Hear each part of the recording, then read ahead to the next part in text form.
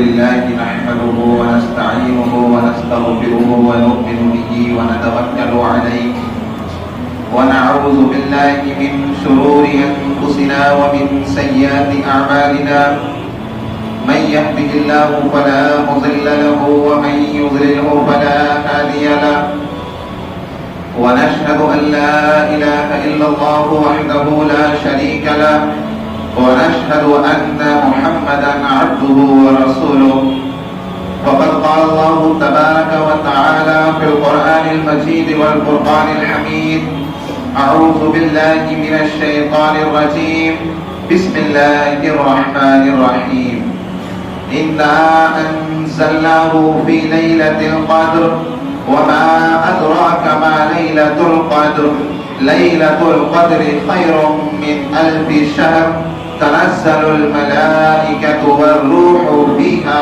بإذن ربهم من كل أمر سلام هي حتى مطلع الفجر وقال الله تعالى إنا أنزلناه في ليلة مباركة إنا كنا منذرين صدق الله العلي العظيم وصدق رسوله النبي الكريم ونحن على ذلك لمن الشاهدين والشاكرين والحمد لله رب العالمين اللهم صل على محمد وعلى آل محمد كما صليت على إبراهيم وعلى آل إبراهيم إنك حميد مجيد اللهم بارك على محمد وعلى آل محمد كما باركت على إبراهيم وعلى آل إبراهيم إنك حميد مجيد معزز سامعین اکرام، رمضان المبارک کا مہینہ چل رہا ہے اور رمضان المبارک کے مہینے کا دوسرا عشرہ تقریباً ختم ہونے پر ہے۔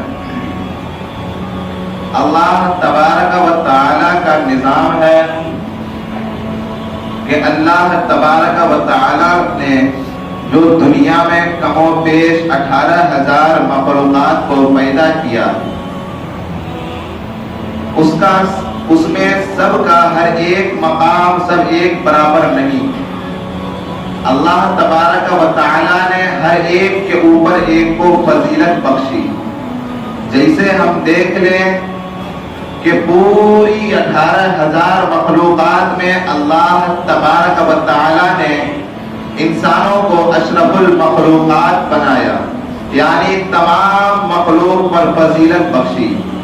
پھر انسانوں میں دیکھیں کہ تمام انسان ایک برابر نہیں۔ انسانوں میں اللہ تبارک و تعالی نے پیغمبروں کو فضیلت بخشی۔ ان پیغمبروں میں بھی سارے پیغمبر ایک برابر نہیں۔ اللہ تبارک و تعالی نے حضرت ابراہیم علیہ السلام، حضرت موسیٰ علیہ السلام، حضرت عیسیٰ علیہ السلام اور سید الانبیاء سرکار دو عالم صلی اللہ علیہ وسلم کو فضیلت بخشی۔ پھر ان چاروں پیغمبر میں اللہ تبارک و تعالی نے ہم سب کے نبی سرکار دو عالم صلی اللہ علیہ وسلم کو بلند مقام اور فضیلت بخشا۔ اسی طرح سے اللہ تبارک و تعالی نے زمین کے خطے کو بھی ایک کے اوپر ایک دوسرے کو فضیلت بخشی۔ زمین کے خطے میں ہم دیکھیں اللہ تبارک و تعالی نے تمام زمین پر مسجدوں کو فضیلت بخشی، اور ان مساجد میں بھی اللہ تبارک و تعالی نے مسجد نبوی، مسجد اقصی اور مسجد حرم کو فضیلت بخشی۔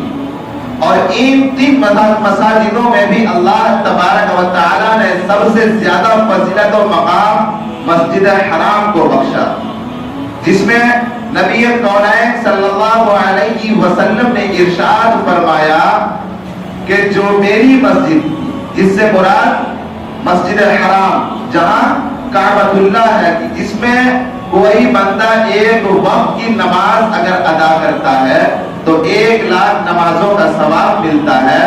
نماز کا معاملہ الگ، اگر اس میں کوئی بندہ ایک نیکی کرتا ہے تو اس ایک نیکی کا ثواب 1,00,000 نیکی کے برابر ملتا ہے۔ اسی طرح سے ہم دیکھیں ایام میں کہ پورے ہفتے کے ایام میں اللہ تبارک و تعالیٰ نے جمعہ کے دن کو باقیہ 6 دنوں پر فضیلت بخشی۔ مہینے میں آئے تو اللہ تبارک و تعالیٰ نے بقیہ 12 مہینوں میں رمضان المبارک و تمام مہینوں میں فضیلت بخشی۔ اسی طرح سے رمضان المبارک میں بھی اللہ تبارک و تعالیٰ نے 3 حصوں میں تقسیم کیا ہے، اور رمضان المبارک کا 3 عشرہ بھی برابر نہیں ہے۔ اللہ تبارک و تعالیٰ نے ارشاد فرمایا کہ آخر عشرہ جو عنقریب آنے والا ہے، یہ آخر عشرہ رمضان المبارک کے بقیہ 2 عشروں پر فضیلت یاب ہے۔ اللہ نے اس آخر عشرے کو 2 عشروں پر فضیلت بخشی ہے۔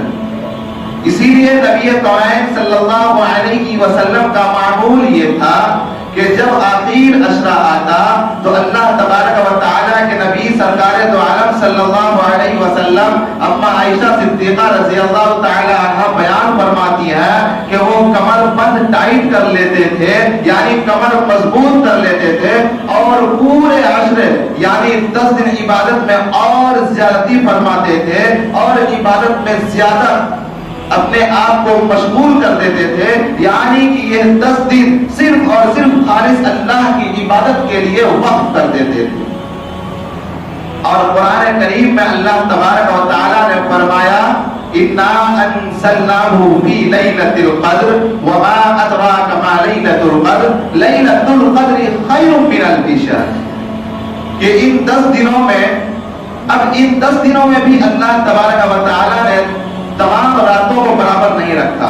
آخر کے عشرے کے 10 راتوں یا 9 راتوں میں اللہ تبارک و تعالیٰ نے ایک رات ایسی ہے جس کو بقیہ تمام راتوں پر فضیلت بخشی، جسے ہم اور آپ لیلۃ القدر کہتے ہیں۔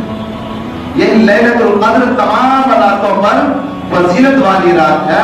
اب اس میں اللہ تبارک و تعالیٰ نے کہ نبی سرکار دو عالم صلی اللہ علیہ وسلم نے ارشاد فرمایا کہ جو بندہ اس رات کو پا لیتا ہے، اس رات میں اللہ تبارک و تعالیٰ سے رجوع کر لیتا ہے، عبادت کے لیے وقت نکال لیتا ہے، تو اس رات میں عبادت کرنا خیر من الف شہر، 1000 مہینوں سے بہتر ہے۔ اب اگر اس کو ہم تقسیم کریں تو تقریباً 83 سال کی عبادت کا ثواب ملتا ہے۔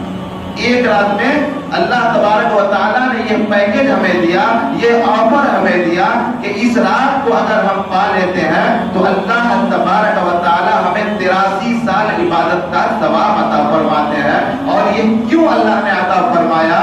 اب دنیاوی اعتبار سے ہم سمجھیں کہ اگر مارکیٹ میں کوئی دکان میں سیل لگا دیا جائے تو اس میں کمپنی کا منافع ہوتا، اس منافع کو دیکھتے ہوئے اگر کم ریٹ کر دیا جائے تو ہر ایک آدمی اس پر لوٹ مار کر دیتے ہیں، اس چیز کو حاصل کرنے لگتے ہیں، چاہے غریب سے غریب آدمی کیوں نہ ہو، امیر سے امیر آدمی کیوں نہ ہو، ہر ایک آدمی وہاں جا کر فائدہ اٹھانا چاہتا ہے کہ اچھی چیز ہمیں کم قیمت میں مل رہی ہے، اچھی چیز کم قیمت میں مہیا ہو رہی ہے، اسی لیے ہم جائیں اور وہاں جا کر کے ان چیزوں کو ہم خرید لیں، اس سے ہم فائدہ اٹھائیں۔ اللہ تبارک و تعالیٰ کو حالانکہ ہماری عبادتوں کی ضرورت نہیں ہے، اللہ تبارک و تعالیٰ کو ہماری اور کسی چیز کی ضرورت نہیں ہے، یہ تو اللہ تعالیٰ کی رحیمی کی ذات ہے۔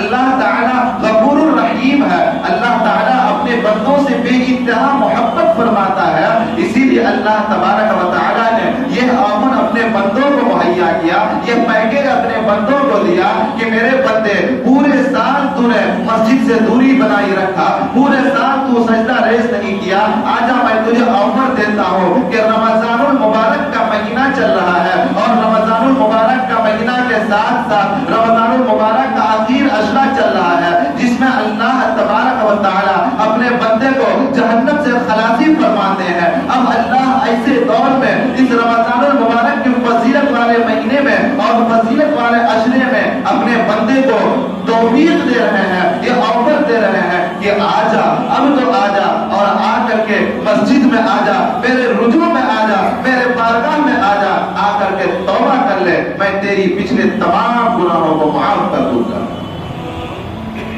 اللہ تبارک و تعالیٰ کتنا غفور الرحیم ہے۔ ہم عبادت نہ کریں، اللہ کو کیا فرق پڑنے والا؟ ہم ایمان نہ لائیں، اللہ کو کیا فرق پڑنے والا؟ لیکن اللہ کی ذات صرف اپنے بندے سے محبت کرتی ہے، اس بنا پر اللہ ہمیں یہ رات عنایت فرمایا ہے کہ اگر پورے سال تم نے عبادت نہیں کی، آ جا۔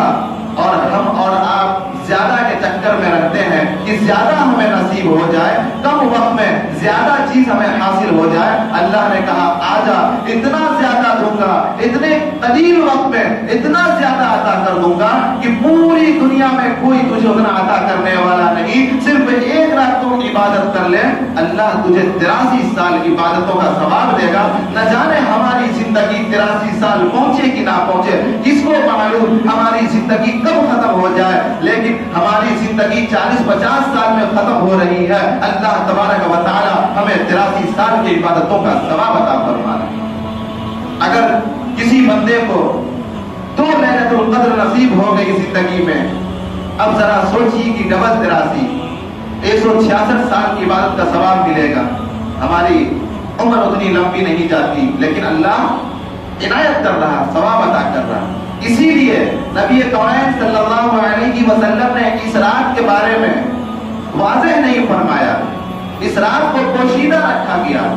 کہیں ایسا نہ ہو کہ اس رات کو واضح کر دینے کے بعد اللہ تبارک و تعالی ہماری پکڑ کر لے، اللہ کی پکڑ ہم پر ہو جائے کہ یہ رات تجھے جو میں نے عطا کیا تھا، یہ لیلۃ القدر والی رات تھی، فضیلت والی رات تھی، تجھے معلوم تھا کہ اس رات میں اللہ اپنے بندے کو معاف کرے گا، اللہ اتنے سالوں کا ثواب عطا فرمائے گا۔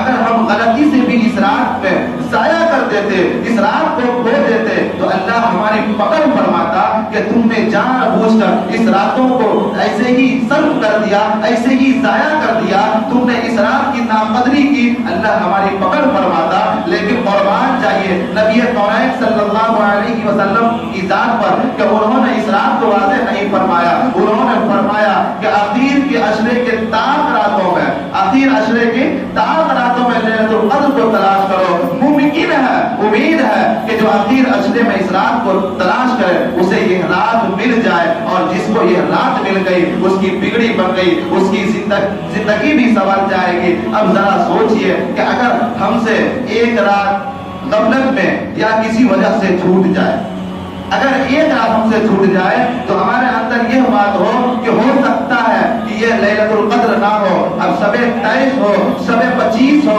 شب 27 ہو یا شب 29 ہو، اس چیز کی بھوک یا عبادت کی پیاس ہمیں آئندہ راتوں کو عبادت کرنے پر مجبور کر دے۔ کہیں ایسا نہ ہو کہ یہ رات اگر واضح ہو جاتی تو ہم یوں ہی ضائع ہو جاتے کہ ہم تو لیلۃ القدر کی رات ختم ہو گئی، فضیلت والی رات ختم ہو گئی، برکت والی رات ختم ہو گئی، اب بقیہ راتوں میں عبادت کرنے سے کیا فائدہ؟ اسی لیے اللہ نے جو یہ رات کو پوشیدہ رکھا صرف اپنے بندے کی عبادت کی بھوک اور پیاس کو تازہ رکھنے کے لیے، کہ اسی وجہ سے اللہ کا بندہ رمضان المبارک کے آخر عشرے کی تمام راتوں میں عبادت کرے اور اللہ کو راضی کر لے، اپنے گناہوں کی معافی کروا لے اور بخشش جنت میں جانے کا فیصلہ کروا لے، جہنم سے نجات عطا کر دے۔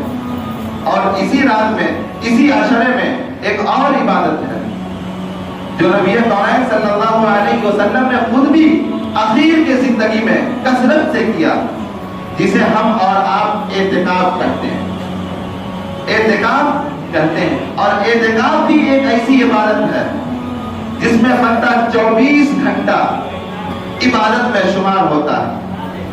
اگر اعتکاف کی نیت کر کے مسجد میں سویا ہے تو بھی اس کا سونا بھی عبادت ہے، اگر کھا پی رہا ہے وہ بھی اس کی عبادت میں شمار ہے، یہاں تک کہ قضاء حاجت کے لیے جاتا ہے وہ بھی اس کا عبادت میں شمار ہے۔ لیکن ہمارا اور آپ کا معاملہ آج یہ ہے کہ اس فضیلت کو ہم جانتے نہیں۔ اللہ کے نبی نے اپنی زندگی مبارک میں ایک مرتبہ 20 دن کا اعتکاف فرمایا، باقی 10 دن کا اعتکاف جسے سنت اعتکاف کہا جاتا ہے اللہ کے نبی نے کیا ہے۔ ہم اس فضیلت سے آج دور ہیں، ہمارا معاملہ یہ ہے کہ ہم محلے میں یا چند لوگ بیٹھ کر کے مشورہ کرتے ہیں کسے بیٹھانا چاہیے اعتکاف میں. سارے تواتر ہونے کے بعد یہ بات ذہن میں آتی ہے کہ کوئی بزرگ آدمی، کوئی ضعیف آدمی کو بیٹھا دیا جائے تاکہ ہم لوگ اس سے بری الذمہ ہو جائیں. اور اعتکاف میں اگر کوئی بندہ نہ بیٹھے، جس مسجد میں 5 وقتہ نماز ہو رہی ہو اور اس میں اگر اعتکاف میں کوئی بندہ نہ بیٹھا تو پورا محلہ گناہگار ہوتا ہے. اور اگر کسی ایک بندے نے بھی اعتکاف میں بیٹھ گیا تو پورا محلہ بری الذمہ ہے، چونکہ سنت مؤکدہ علی الکفایہ ہے اعتکاف. اور میں تو نوجوانوں سے کہوں گا، اپنے جوانوں سے کہوں گا کہ اعتکاف میں بیٹھنے کی عادت ڈالیے. اب ہم چنتے ہیں ان لوگوں کو جو عمر کے آخری پڑاؤ میں، آخری مقام پہ ہوتے ہیں، اب ان کو اعتکاف میں بیٹھا دیے. معاملہ یہ ہوتا ہے کہ ان سے اپنے آپ کا بوجھ نہیں سمجھتا، پورے محلے کا بوجھ وہ کہاں سے سنبھال پائے. اللہ کو جوانی کی عبادت زیادہ پسند ہے. ہم جوانی میں اگر اعتکاف میں بیٹھتے ہیں، اعتکاف میں بیٹھنے کا فائدہ کیا ہے ذرا سنیے کہ اعتکاف میں بیٹھنے کا فائدہ یہ ہے کہ سب سے پہلا فائدہ کہ ہم سنت نبی پر عمل کرنے والے ہیں. اللہ کے نبی اعتکاف میں بیٹھے، جس کام کو اللہ کے نبی نے انجام دیا اسی کاموں کو انہی کے راستے پر ہم انجام دینے والے بنیں گے. سب سے پہلا فائدہ. دوسرا فائدہ کہ جب ہم اعتکاف میں بیٹھیں گے تو بہت سارے گناہ سے ہم بچ جائیں گے. یہ 10 دن ہم نہ جانے کیسے کیسے الفاظ زبان سے نکالیں گے، کیسی کیسی باتیں ہمارے کانوں میں آئیں گی، ہماری نظر کتنی گناہ کرے گی، ہم آنکھوں سے کتنے غلط چیزوں کو دیکھیں گے، ہاتھ سے کتنا غلط استعمال کریں گے. لیکن جب ہم مسجد میں آ کر کے صرف اللہ کے لیے وقت صرف کر دیں گے اور اللہ سے یہ کہیں گے اے اللہ میں نے بہت گناہ کیا، پوری زندگی گناہ کیا، اب میں تمام گناہوں سے، اپنے رشتہ داروں سے، سب سے رخ موڑ کر کے تیرے گھر میں آ کر بیٹھا ہوں. اے رب کریم جب تک تو مجھے بخشے گا نہیں میں یہاں سے جاؤں گا نہیں. تو دوسرا فائدہ یہ کہ ہم گناہ سے بچ جائیں گے. تیسرا فائدہ کہ 10 دن ہم با جماعت 5 وقتہ نماز ادا کرنے والے بن جائیں گے. ایسے ہماری نماز ادا نہیں ہو رہی 5 وقت. رمضان المبارک کا مہینہ چل رہا، 4 وقت مسجد بھری رہتی ہے لیکن فجر میں آدھی مسجد رہتی ہے. سحری کھاتے ہیں، اٹھ کر کے سحری کریں گے، سحری کرنا سنت ہے، سنت کو عمل کریں گے، فرض کو ترک کر دیں گے، سحری کر کے سو جا رہے ہیں. اعتکاف میں بیٹھیں گے تو فجر کی نماز بھی ہم پابندی سے ادا کریں گے. اس کے علاوہ تہجد بھی پڑھنے کا ہمیں موقع ملے گا، اللہ توفیق عنایت کر دے گا. ہم تہجد گزار بن جائیں گے، تہجد پڑھنے والے بن جائیں گے. اور چوتھا فائدہ کہ وہ ماحول ہمیں ملے گا. مساجد میں جب ہم آ کر بیٹھیں گے تو ہم دنیاوی ماحول سے بالکل الگ ہو جائیں گے، روحانیت ماحول میں آ جائیں گے جہاں صرف اللہ اور اس کے رسول کی بات سننے کو ملے گی، کلام اللہ کی تلاوت کرنے کو ملے گی، نماز اور ذکر و اذکار کا ماحول ملے گا. ظاہر سی بات ہے کہ جب 10 دن ہم اپنے زندگی کو دنیاوی تمام مشغولیات سے، گناہوں سے نکال کر ہم نیکی کی طرف لے آئیں گے تو ہمارے زندگی میں تبدیلی آ جائے گی. اور اعتکاف میں جب بیٹھے تو صرف یہ نہ سوچ کر بیٹھے کہ میں اعتکاف میں بیٹھا ہوں، بلکہ اعتکاف میں بیٹھے تو اپنا ایک فہرست بنا لیں. ایک فہرست بنائیں کہ اعتکاف میں بیٹھنے سے پہلے مجھے کیا کیا کرنا ہے، کتنی مجھے تسابیح پڑھنی ہے، کتنا مجھے تہجد کے لیے وقت نکالنا ہے، کتنا مجھے دن اور رات میں کلام اللہ کی تلاوت کرنی ہے. ان سب چیزوں کا ہم ایک فہرست بنائے. اور دوسری فہرست یہ بنائے کہ جن گناہوں پر میں آمادہ ہوں، اعتکاف میں جب ہم بیٹھیں تو گناہ سے بچیں اور گناہ کو چھوڑنے کی کوشش کریں. اللہ سے وعدہ کریں کہ جو گناہ ہوئی اب آئندہ ان سب گناہ سے میں باز آ جاؤں گا. مثال کے طور پر اعتکاف میں بیٹھنے سے پہلے ہمیں نماز چھوڑنے کی عادت تھی. میں نماز کو ہلکے میں لے کر یوں ہی نماز کو ضائع کر دیتا تھا. اب میں ایک فہرست بنا لو کہ نماز نہیں چھوڑوں گا. اب ہم नजर से बदनजरी करते थे उसकी एक फहरिस्त बना लें, आइंदा मैं बदनजरी नहीं करूंगा, मैं दाढ़ी छिलाता था उसकी एक फहरिस्त बना लें कि एहतिकाफ के बाद इंशाअल्लाह मैं दाढ़ी रखने वाला बन जाऊंगा, मैं झूठ बोलने वाला था उसकी एक फहरिस्त बना लें, मैं आइंदा झूठ नहीं बोलूंगा, मैं पड़ोसियों को सताने वाला था, जुल्म करने वाला था, हक मारने वाला था, सबकी एक फहरिस्त बना करके लाए और अल्लाह के सामने सुपुर्द कर दे, दुआ में हाथ उठाए, अल्लाह ये सब गुनाह मेरे अंदर थी, ये सब गुनाह मैं करता था, अल्लाह इन सब गुनाह से मुझे माफ कर दे, इन सब गुनाहों की आदत मुझे छुड़ा दे। उम्मीद है कि अल्लाह तबारक व तआला उन सब गुनाह से लत आपका छुड़ा देगा। और एक और फायदा ये है इत्तिकाफ में बैठने से कि लैलतुल क़द्र मुतकिफ को नसीब हो जाती है। जो इत्तिकाफ में बैठे उसे लैलतुल क़द्र जैसी रात नसीब हो जाती है। उस रात को चाहे वो सो करके गुजार दे, उस रात में वो इबादत करे या ना करे, लेकिन अल्लाह के सामने वो ये कह सकता है कि ऐ अल्लाह ये लैलतुल क़द्र वाली रात जब नाज़िल हुई थी, ऐ अल्लाह मैं मस्जिद में इत्तिकाफ की हालत में बैठा हुआ था, मैं कोई इबादत नहीं किया, सिर्फ नियत में इत्तिकाफ का करके बैठा था, इसके एवज में अल्लाह उसे वो सवाब अता फरमा देगा। तो ये इत्तिकाफ की फजीलत है। तो मेरे भाइयों इत्तिकाफ में बैठने की कोशिश करें। हम बूढ़े बुजुर्गों को ना खेलें कि आप जाकर के बैठा है पूरे मोहल्ले का बोझ खत्म हो जाए। जवानों को बैठने की जरूरत है। आज गुनाह की तरफ जवान जो है कि ज्यादा माइल हो रहे हैं, बुजुर्ग तो ऐसे ही गुनाह से अब रुक गए हैं। जवानी खत्म, बुढ़ापे में उम्र आई, मस्जिद पकड़ लिए, अल्लाह की दावत को पकड़ लिए। असल जो जरूरत है वो जवानों को जरूरत है कि हम अल्लाह से किस तरह से मांगने वाले बन जाए, अल्लाह से रुजू करने वाले बन जाए, अल्लाह के सामने सजदा रेज़ होने वाले बन जाए, ताकि दुनिया के वबा से हम बच करके रब करीम के निगरानी में अपनी जिंदगी गुजारने वाले बन जाए। इसके चंद मसाइल भी है कि इत्तिकाफ किन किन चीजों से टूटता है, इत्तिकाफ किन चीजों से टूट जाता है।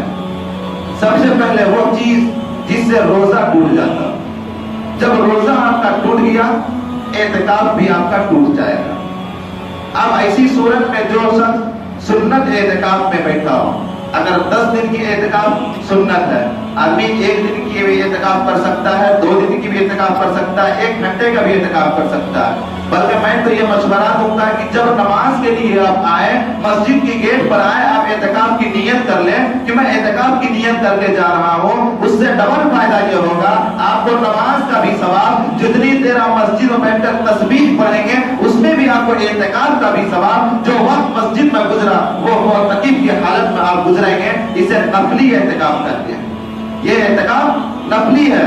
10 दिन का इत्तिकाफ जो है वो सुन्नत इत्तिकाफ है। तो उसमें अगर रोजा हमारा टूट गया, अब हमारा इत्तिकाफ भी टूट जाएगा। अब ऐसे हालत में इत्तिकाफ का कज़ा 1 दिन का होता है, अगले दिन हम कज़ा इत्तिकाफ की नियत करके बैठेंगे। बकिया अगर दिन बचा हुआ है तो वो इत्तिकाफ हमारा नफली इत्तिकाफ हो जाएगा। इसी तरह से हम बगैर किसी शरई उज़्र के मस्जिद से बाहर जाते हैं, हमारा इत्तिकाफ टूट जाएगा। हमारे पास उज़्र क्या है? शरई उज़्र ये है कि रफ़ाए हाजत के लिए हम जा सकते हैं, मस्जिद से बाहर हम अपनी जरूरियात के लिए जा सकते हैं। अब इसमें मसला ये समझ लें, हम रफ़ाए हाजत के लिए गए और वहां जाने के बाद मालूम ये चला, हमने ये देखा कि वॉशरूम में पहले से ही कोई है, अब वहां पर हम खड़े होकर इंतजार कर सकते हैं। इसी दौरान हम किसी से गुफ्तगू भी कर सकते हैं, गुंजाइश है। अब अगर वॉशरूम से निकल गया, हम गुफ्तगू अगर वहां जारी रखे हुए हैं या वक्त वहां पे जाया कर रहे हैं, हमारा इत्तिकाफ टूट जाएगा। चूंकि अब ये हमारी शरई उज़्र नहीं है, शरई जरूरियात नहीं है। वॉशरूम जैसे ही खाली हुआ हम वहां गए, रफ़ा हाजत किए और हम अपने फारिग होकर के मस्जिद के अंदर लौट आए, हमारा इत्तिकाफ नहीं टूटेगा। इसी तरह से हम वजू के लिए मस्जिद से बाहर जा सकते हैं, वजू करके हम फिर अंदर आ जाए। इसमें एक और मसले को समझ लें, बहुत सारे हजरात इसमें गलत फहमी इख्तियार करते हैं कि हम वजू करने के लिए मस्जिद के हुदूद से बाहर जा रहे हैं इत्तिकाफ की हालत में, तो जल्दी जल्दी वजू करके हम वापस आ जाएं। ऐसा नहीं, बिल्कुल सुकून से इत्मीनान से आप वजू करें और वजू में आप कुल्ला करने के बाद टूथपेस्ट या मिसवाक भी कर सकते हैं। दौरान वजू अलग से इजाजत नहीं है आपको मिसवाक या टूथपेस्ट करने जाने की। دوران وضو ہم نے ہاتھ دھویا، کلا کیا، اب مسواک یا ٹوتھ پیسٹ اب کر کے وضو کر لیں، اعتکاف نہیں ٹوٹے گا۔ اسی طرح سے اگر کسی شخص کے پاس کھانا پہنچانے والا کوئی نہ ہو، اگر کوئی کھانا پہنچانے والا یہاں نہ ہو تو آپ جا کر کے کھانا لا سکتے ہیں، کھانا کھا سکتے ہیں، اس کی گنجائش ہے۔ اسی طرح سے اہم مسئلہ ایک اور سمجھ لیں کہ دوران اعتکاف کسی شخص کو پہلے سے معلوم ہو کہ فلاں دن فلاں وقت مجھے کسی کام سے باہر جانا ہے، یا مثال کے طور پر یہ سمجھے کہ کسی کا پیپر ہو، امتحان ہو، تو وہ اعتکاف کے وقت یہ نیت کر لے کہ فلاں وقت فلاں دن اتنے بجے سے اتنے بجے تک کا وقت میں اعتکاف سے خارج کرتا ہوں، میں جاؤں گا امتحان دے کر کے پھر اعتکاف میں آ کر کے میں بیٹھ جاؤں گا، تو وہ اعتکاف نہیں ٹوٹے گا۔ اسی طرح سے اب جب ہم اعتکاف میں بیٹھ جائیں گے تو ہم کسی کی عیادت کے لیے باہر نہیں جا سکتے، کسی کی میت میں ہم نہیں جا سکتے۔ عموماً یہ دیکھا جاتا ہے کہ نانا کا، دادا کا، چچا کا کسی کا انتقال ہوا، لوگ ایک دم مسجد سے باہر گئے، جا کر کے نماز جنازہ بھی ادا کی، مٹی بھی دے کر کے آ گئے، آپ کو معلوم نہیں، آپ کا اعتکاف ٹوٹ جاتا ہے۔ کسی کا بھی انتقال ہو جائے، اب یہاں سے بیٹھے بیٹھے ان کے لیے دعائیں مغفرت کریں، آپ کو باہر نکلنے کی اجازت نہیں ہے۔ اسی طرح سے بہت سارے ایسے ہیں، حدود مسجد کے اندر میں آپ وقت گزاریں، حدود مسجد سے باہر اگر فضول کا نکل کر کے آپ گفتگو کرتے ہیں، باتیں کرتے ہیں یا گھومتے ہیں، آپ کا اعتکاف ٹوٹ جائے گا۔ تو یہ سب اعتکاف کی چند شرائطیں تھیں، باقی جو حضرات بیٹھے وقت ہو چکا ہے، میں رہوں گا، آپ معلوم کرتے رہیں، انشاءاللہ جہاں تک ہوگا میں بتاتا رہوں گا۔ تو اعتکاف ضرور بیٹھیں، اور اعتکاف میں بیٹھیں تو یہ سوچ کر کے بیٹھیں کہ میں اللہ کو راضی کرنے کے لیے بیٹھا ہوں، حضور کا وقت ضائع کرنے کے لیے نہیں بیٹھا ہوں۔ اور ایک اور گزارش کروں گا کہ اعتکاف میں بیٹھیں تو اللہ کے واسطے موبائل لے کر کے نہ بیٹھیں، یہ موبائل ہمارے عبادت کا سب سے بڑا دشمن ہے۔ اعتکاف میں بیٹھ کر کے بھی ہم فضول کی تصاویر، فضول کی ویڈیو دیکھتے رہتے ہیں، جس سے ہمارے اعتکاف میں خلل ہوتا ہے۔ جو وقت ہمیں اللہ کو صرف کرنا تھا، اللہ کی عبادت میں ہمیں خرچ کرنا تھا، اس وقت کو ہم موبائل کے حوالے دے رہے ہیں، تو یہ بھی اعتکاف ہمارا صحیح درست نہیں ہوگا۔ اعتکاف میں بیٹھنے کا مقصد صرف اور صرف یہ ہونا چاہیے کہ ہم اللہ کے حوالے آئے ہیں، اپنے آپ کی زندگی کو تبدیل کرنے کے لیے آئے ہیں۔ ہم یہاں سے اپنے روحانیت ماحول میں اپنی زندگی کو جب گزاریں گے، جب یہاں سے ہم نکلیں تو کچھ تقویٰ اختیار کر کے نکلے، اللہ کا ڈر، اللہ کا خوف لے کر کے نکلے، اور سنت نبی پر جب ہم عمل کرنے آئے ہیں، اعتکاف میں بیٹھے ہیں، تو سنت نبی پر عمل پیرا ہونے والے بن جائیں۔ اللہ تبارک و تعالیٰ سے دعا کریں کہ اللہ تبارک و تعالیٰ ہم سب کو کہیں سنی ہوئی باتوں پر عمل پیرا ہونے کی توفیق پر رحمت فرمائے۔ وآخر دعوانا ان الحمد للہ رب العالمین۔